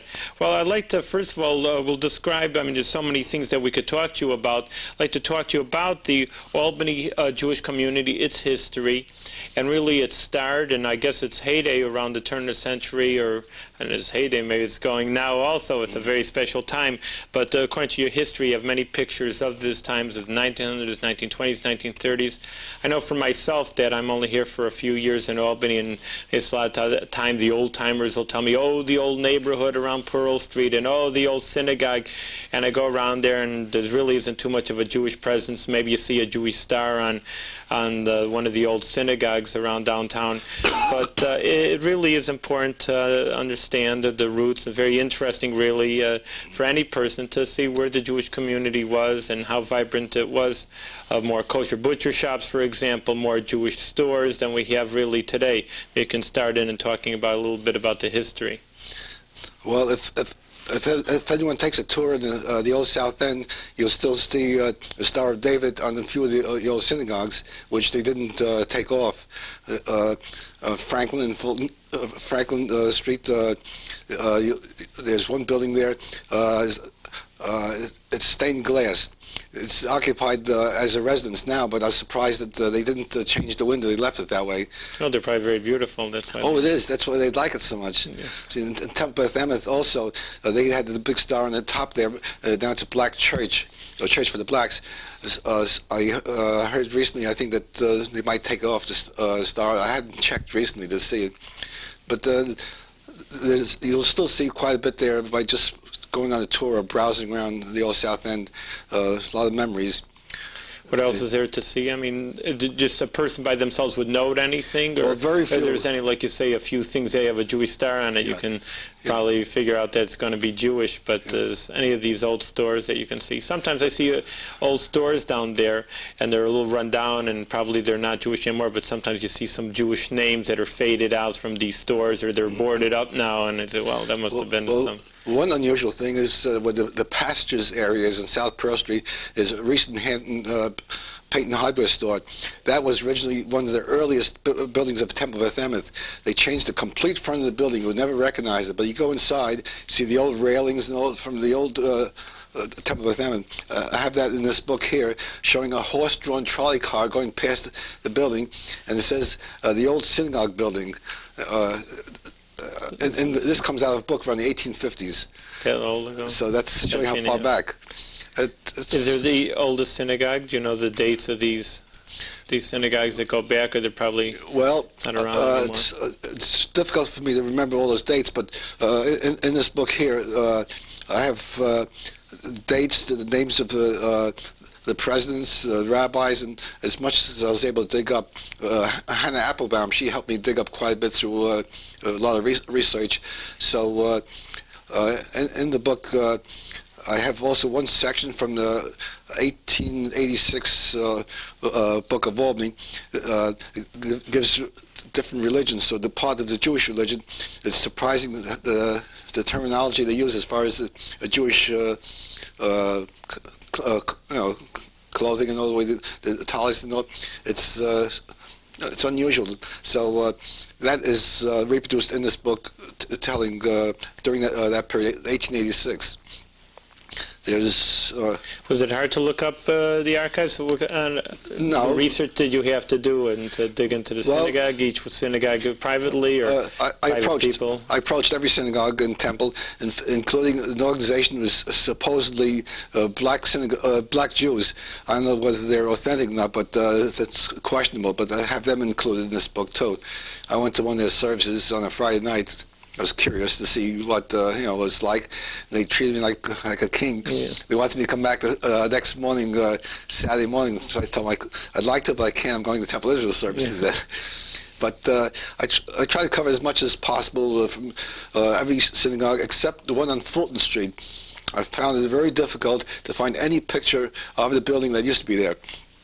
But I do have a picture of the street, which is just 1 block long now. They tore down everything around Fulton Street. This is right off Madison Avenue. It's about 1.5 blocks long now. It's right near the housing project there. Yeah, well, I say that also a lot of people say there was a lot of Jewish stores and shopkeepers, where now that there's the Empire State Plaza, that, of course, that's totally wrecked. I mean, other things you could say was taken over, and now you can see some kind of remnant. Obviously, everything was plowed under. Was that a part of the Jewish section? Well, very little. Most of it's towards the south end. As far as where the Empire State Plaza is now, going west from Hudson Avenue and Broadway, so between Pearl Street going up the hill several blocks, there was some Jewish neighborhoods there, or buildings.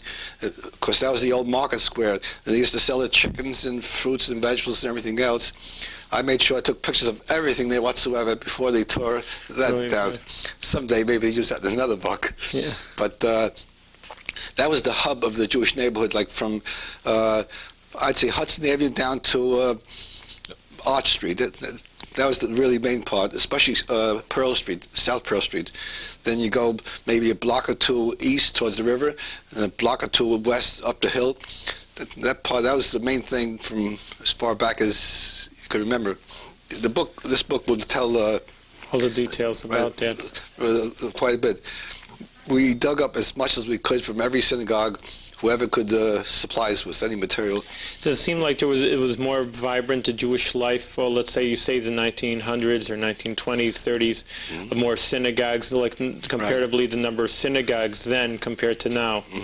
That was the real times.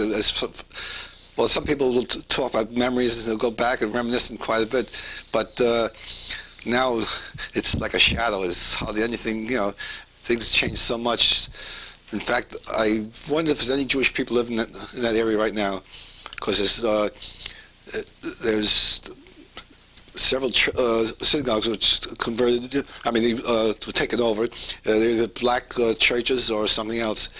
Most the Jewish people moved up the hill, towards like New Scotland Avenue, Whitehall Road, and Hackett, and move further in. Further up the hill, because they say that's Rocky's place.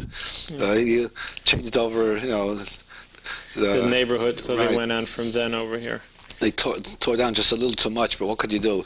They call it progress. Well, sometimes it is progress, but you lose a little bit of history in the. Oh, they lost thinking. Too much history. But the Jewish life, for example, the butcher shops. If a person would, for example, take a person, so to speak, coming into like a time machine and walking in around the Jewish neighborhood then and walking around a Jewish neighborhood now, how much difference and compare that kind of environment to that person? What would they see compared to what a person naturally would see now around New Scotland or Whitehall? Well, one thing, we had two butchers to speak of, you might say. It was Kagan's and Hagaloo. Well, Kagan's was down on South Pearl Street. He's the oldest place that I know of. Now, he moved up. He's now in New Scotland, on Madison Avenue, right off Delaware Avenue. And his place is continuous right through the years. Hagaloo, I lost track how long they've been here. But as far as Jewish delicatessens, well, I don't know if there's a really true Jewish delicatessen now left, but in the South End, there was a number of them. I remember when I first came to Albany, there was one there. I used to go there for meals often, and they treated me like a son. That's when I first started working for the newspaper. They had kosher butcher shops, kosher restaurants. And butchers, fish stores, and fruits, vegetables, everything. Everything you can think of. Like the South Pearl Street, 3 or 4 blocks, you get anything you want from the stores there. Now, you have to do a bit of hunting. Yeah, that's the trouble of people going, like you say, further in or scattering into the suburbs, that so many, like you say, old-timers, all right, maybe it's not authentic Judaism, but on the other hand, they'll remember, the kosher bakery, and the butcher shop around the corner, and even like the old man who ran the candy store, and the synagogue was around the corner. Everything was in this close-knit neighborhood. And you take a child today, and it has to be a drive, so his parents has to take them, and they go a few times a week into the synagogue for Hebrew school, or with the delivery, they don't see the kosher bakery because everything is mass-produced, and even the butcher shops, they don't see that much. They will deliver. Some of the butcher shops will deliver. Yeah, well, but it's good and it's convenient. Like say, it's modern progress. That's like you're saying, the difference, like the Empire State Plaza's here, well, that's fine and good and it's beautiful, but then you lose a little bit of history. So I think also people mass-produced and it's prepackaged, and people live in their suburbs and everything's beautiful. Maybe it looks like from the outside it's a better neighborhood, so to speak. It's a more wealthier neighborhood. On the other hand, look what you lost. That's what. I know. There's the other hand also, like that's what trying to express now. One of the bakeries used to be on the south end, Zuckman's. They are up on Broadway near the big RCA building. You see a big dog up on the roof there. Yeah. So they've been continuous right through the years also. The New York bakery, they used to be across the street from Zuckman's. I don't know where they are now, but most of them just folded up because there was a Star Bakery. I remember a lot of the stores there, but very few of them are continuous, like still going on. Yeah, what's the reason you think for this? It's just like parents. I mean, you're not going to see so many Jewish people. Maybe this is the reason they're going into the business already. It's a hard business. It's hard to get up in the morning, like to make a bakery, and to get up for a butcher shop, I know. And it's easier in certain senses to go to college and get yourself a degree and get yourself a nice white-collar job instead of really, in certain senses, working hard. It's a transportation, too. Because the elderly Jewish people wouldn't travel to certain places at certain times. Makes it difficult, like Friday and Saturday. It makes very inconvenient as far as getting what you need when you need it. But when you're on South Pearl Street, you go along those few blocks and you get anything you want one day, you get everything. But now, well, you have to go to different supermarkets or whatnot. It's all there. It's all taken in. Yeah, well, many supermarkets do have kosher foods now, but they're limited.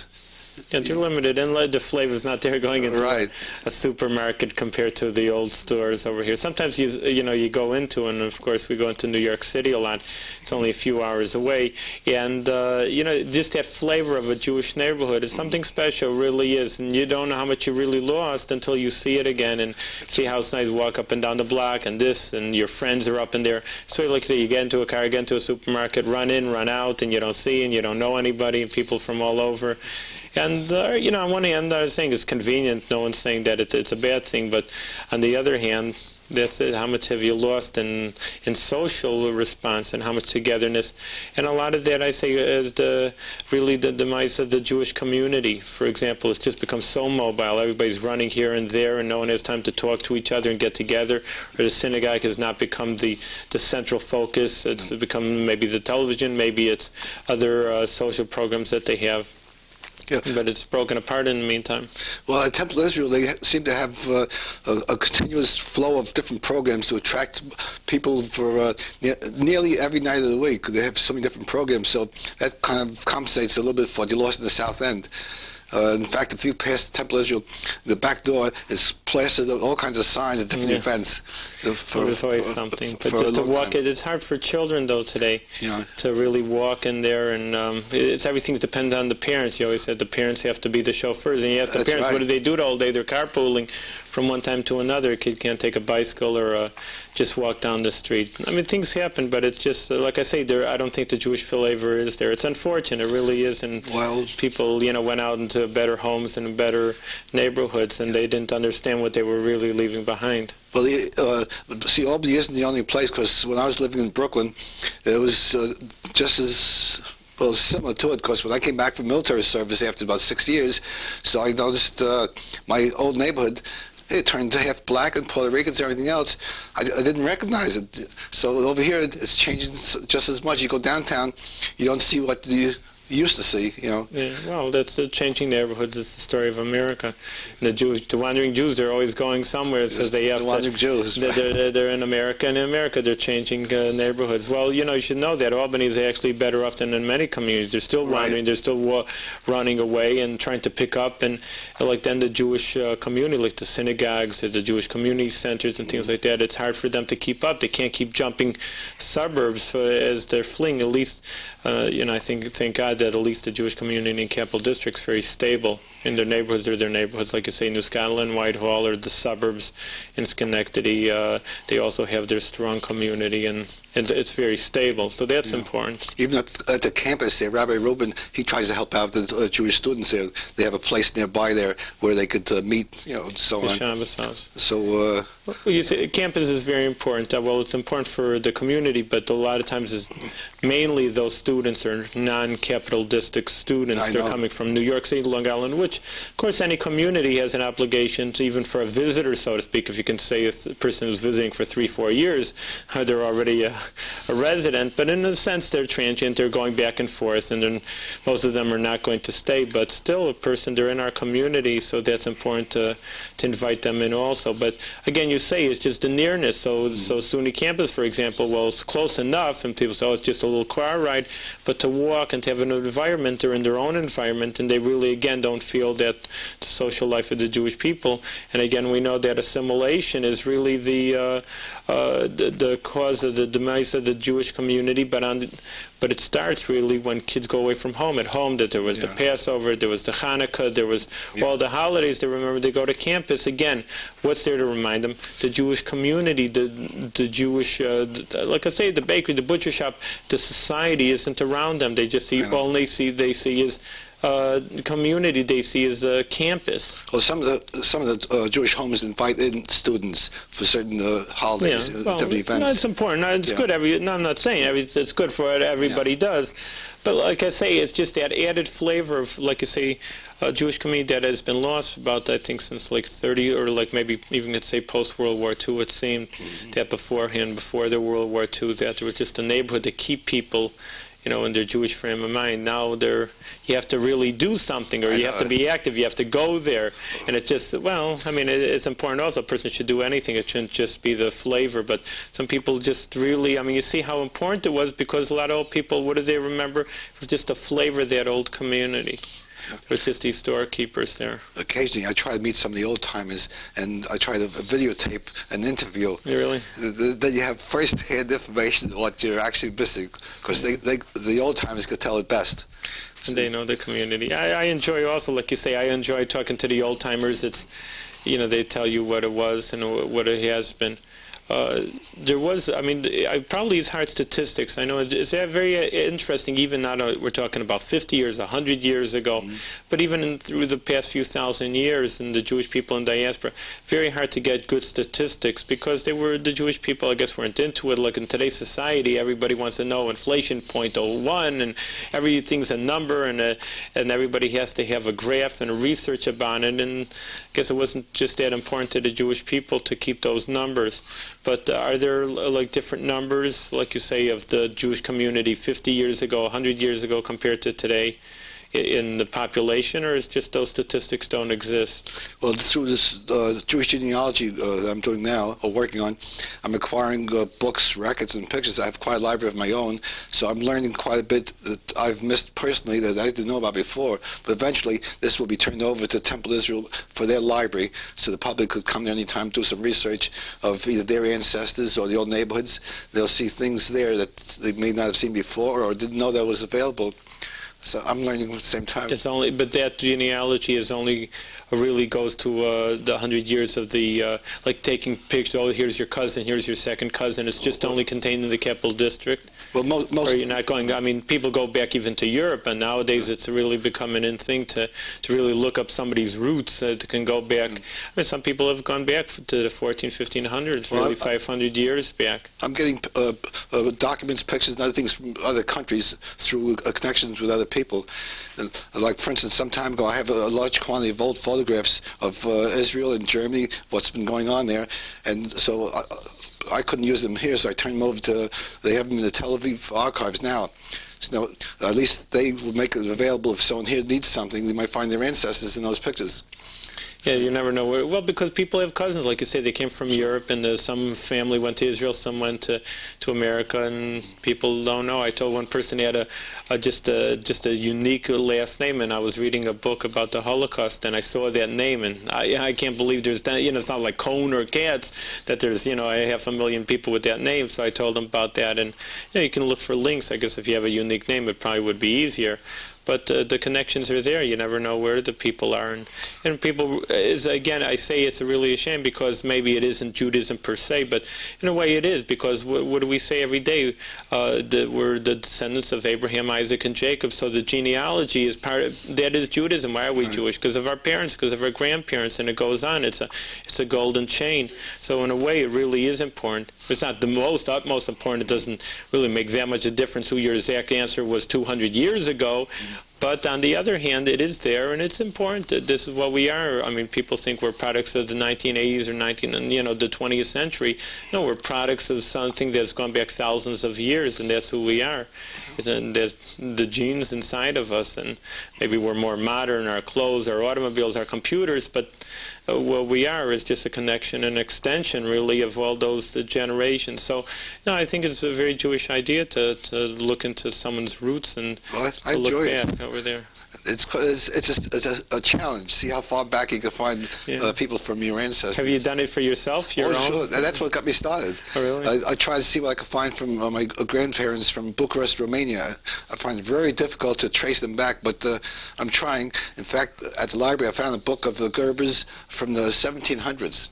Is your family? No, not my family, but I'm trying to check up to see what connection, if any, there were there. It was just the day before yesterday, my granddaughter came visit us from New York. She's going to school there.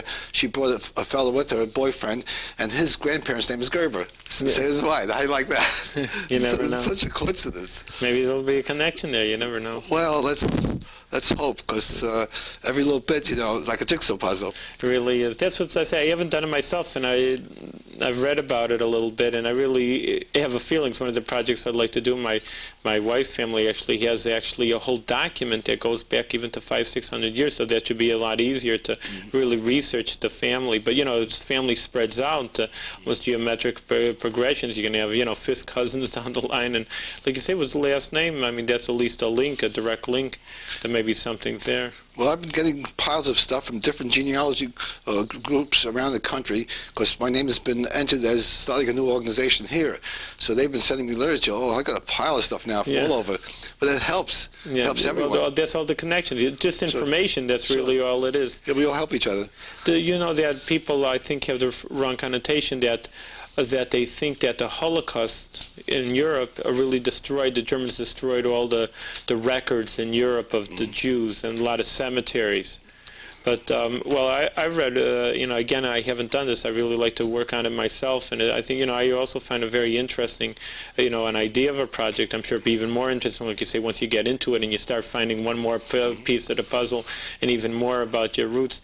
But they say there's still a lot of cemeteries back there, and I think it's really a wrong idea to think that, well, I go back to Europe. They know their grandparents or the Bubban Zeta are in Europe. Well, forget Europe. It's a dead end, because after the Holocaust, there's no more Jews there, and there's no more records. And the Germans did destroy a lot of records, but I think that there's a lot of cemeteries there, and you can look at, the hometowns if you hear about it, and go back to the old hometown cemetery, look over a grave marker and find something there, and records are still there also, so it's not a dead end in any case at all. The Mormons in Salt Lake City, they're researching a lot of things in different countries, so that way the Jewish people are able to get more information through their library. They have a library here in Loudonville. It's quite a library. You'd be surprised that they have a lot of things of Jewish interest there too. Local Jewish interest, or? Well, from worldwide interest, because they operate as a library branch of the one in Salt Lake City, which is their main one. So I visited the one at Loudonville here. I was surprised at the information I dug up from Bucharest, Romania. You really? Just from their library alone. Well, you got to use all research. You got to. It's like being like an agent, a Secret Service agent, looking up and looking for the different pieces and the information from wherever you can get them. Yeah, well, I enjoy that, because being that I worked with a newspaper most of my life, so the research is like a challenge. It's like a news story, a scoop over here. Yeah, detective work. Story. That's good. It's interesting. A lot of people have approached you. They're interested. Oh, sure. Like I say, really, it's a new. I don't say it's a new thing exactly, but it's like becoming an in thing to look at someone's genealogy, where they're coming from. So you get a big interest about that. Yeah, pretty soon we hope to have another big meeting. See how many people can get down there, down to our meeting, who will have similar interest. So each one will bring some other information and we exchange. Can work on. It probably would be easier to work in, Capital District, like I said before, maybe a family from 70, 80 years, maybe they wouldn't know, hey, is a second cousin, a third cousin.